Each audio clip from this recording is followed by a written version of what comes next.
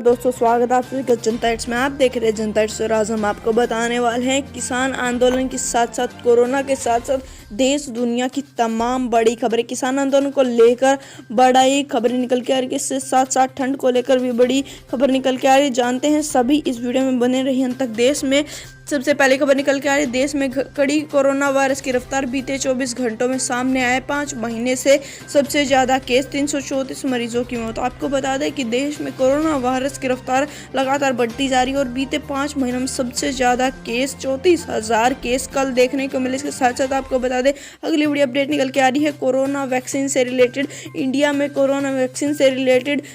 Corona vaccine के लिए सरकार ने गाइडलाइन जारी कर दी है। टीकाकरण से जुड़ी सभी जरूरी बातें को ध्यान में रखने के लिए कि सरकार ने बोल दिया कोरोना वैक्सीन संक्रमण के मामले 1 करोड़ के पास पहुंच गए और इस बीच केंद्र सरकार ने पिछले चरण में 30 करोड़ लोगों को कोरोना वैक्सीन लगाने का लक्ष्य लिया था और देश में सबसे बड़े टीकाकरण के लिए सरकार ने गाइडलाइन जारी कर दी है और एक दिन में एक बूथ पर अधिकतम 200 लोगों को ही टीका लगाया जाएगा। इससे ज्यादा लोगों को टीका नहीं लगाया जाएगा। इसके साथ साथ आपको बता दें पलक झपकते ही चीन से जंगी जहाज हो जाएंगे नष्ट। भारतीय सेना के पास जल्द होगी 38 मिसाइलें। आपको बता दें भारत ने चीन से लड़ने के लिए अपनी मिसाइलें तैयार कर ली। पूर्वी लद्दाख की वास्तविक नियंत्रण रेखा एलएसी पर भारत चीन के जारी सीमा विवाद और पाकिस्तान के साथ लगातार सीमा पर चलने वाले तनावी के बीच में भारत ने नकैती की तैनात में इजाफा होने वाले ने सीधा अपने योद्धापोतों के लिए 38 नई ज्यादा रेस वाली बहुधा मिसाइलों को खरीदने जा रही। इन मिसाइलों के जरिए 450 किलोमीटर दूर किसी भी दुश्मन के लक्ष्य को आसानी से भेदा जा सकेगा। इसके साथ साथ आपको बता दें अगली बड़ी अपडेट निकल के आ रही है फार्मर प्रोटेस्ट से जुड़ी। किसान आंदोलन फार्मर्स एजिटेशन, किसी कानून की वापसी की मांग पर डट से मस नहीं हो रहे किसान आंदोलनकारी। किसान सरकार ने कहा असली किसान संगठनों से बात करेंगे। हाँ, आपको बता दें कि 3 कृषि कानूनों के खिलाफ अपना रुख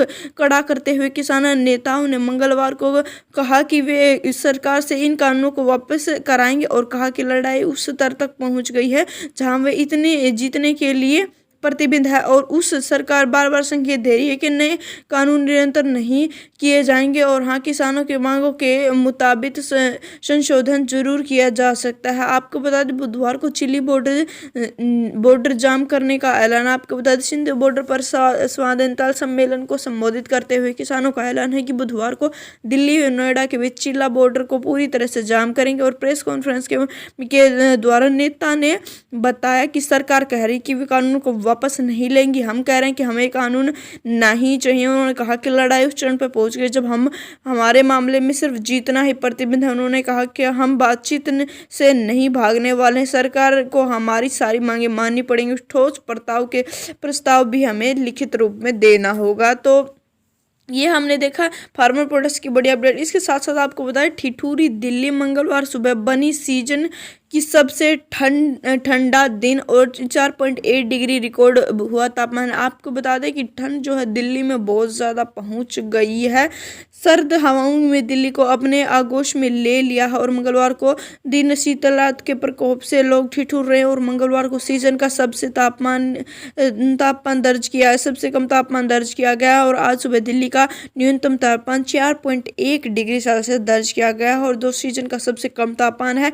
इतिहास में दिल्ली में सबसे कम तापमान 0 डिग्री सेल्सियस 27 दिसंबर 1930 को दर्ज हुआ था और वही तेज हवा के चलते दिल्ली का प्रदूषण भी कम हो रहा है और दिल्ली में अधिकतर इलाकों में वायु गुणवत्ता 200 से 300 के बीच में दर्ज की गई। तो ये आपने देखा कि ठंड कितनी ज़्यादा बढ़ गई। इसके साथ साथ हमने देखा कि अगली बड़ी अपडेट निकल के आ रही है गुजरात और किसान आंदोलन पर बोले पीएम मोदी और किसानों को गुहार करते हुए कहा कि हम आपको मनाने की कोशिश करेंगे, आपको विपक्ष भड़का रहे हैं। कृषि कानूनों के विरोध में जारी किसान आंदोलन के बीच प्रधानमंत्री मोदी ने कच्छ के कृषक समुदाय के अलावा गुजरात के सिख किसानों से भी मुलाकात की और मुलाकात के दौरान कृषि कानूनों के विरोध में जारी किसान आंदोलन के बीच पीएम मोदी ने कच्छ के कृषक किसानों के अलावा गुजरात की सिख से मुलाकात करते हुए कहा कि मंगलवार को गुजरात में कुछ परिवारजनों का शिरनालय है और इस दौरान उन्होंने कच्छ के शिरनालय कार्यक्रम में कहा कि कच्छ में आज नई ऊर्जा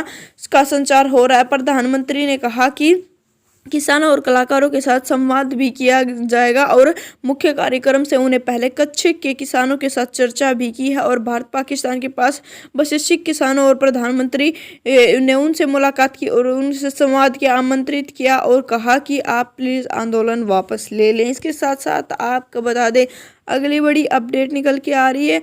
कृषि मंत्री नरेंद्र सिंह तोमर मुलाकात के बाद आंदोलन। आपको बता दें कृषि आंदोलन से जुड़ी बड़ी घोषणा की है नरेंद्र तोमर ने।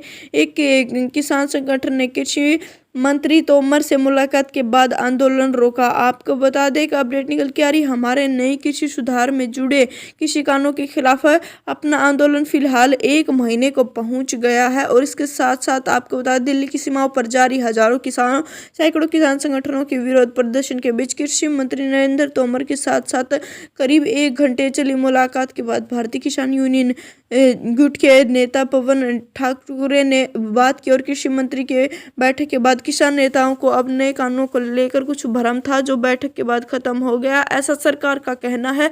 और कृषि मंत्री तोमर ने कहा कि कई जगह किसान नए कानूनों को लेकर भ्रम फैला रहे हैं और इन लोगों के मन में भी भ्रम है। और जब मैंने विषय को रखा तो उन्होंने हम पूरी तरह से बिल का समर्थन करते हैं और यहाँ भी करते हैं और बिल के बारे में किसानों को बताया और किसी को गुमराह नहीं करने की बात भी कही। तो ये देखा कि सरकार कैसे किसानों को भड़काने का काम कर रही। तो ये हमने देखा किसान आंदोलन फार्मर प्रोटेस्ट से जुड़ी हुई बड़ी खबरें और इसके साथ साथ देश दुनिया के तमाम बड़ी खबरें। ऐसी ही तमाम बड़ी खबरें पाने के लिए अभी चैनल को सब्सक्राइब करें और वीडियो को लाइक